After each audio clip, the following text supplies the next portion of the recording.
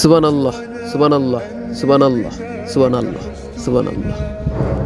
কিরে, কে রে তুই? ও পাইছি, তুই তো আমার লগের ডা, সেই শয়তান যে আমারে ধোকা দিতি। এই 11 মাস তুই আমারে 5 ওয়াক্ত নামাজও ঠিক মতো পড়তে দেস না, বিভিন্ন কায়দায় তুই আমারে ধোকা দিছস। আজকা তো রমজান মাস, তুই আটকা পড়ছস, আজকা তোর একদিন কি আমার একদিন। তুই আমারে দিয়ে আমার বন্ধুদের কাছে বহুত খারাপ প্রেম পাঠাইছস, তুই আমারে দিয়া বহুত অপকর্ম করাইছস।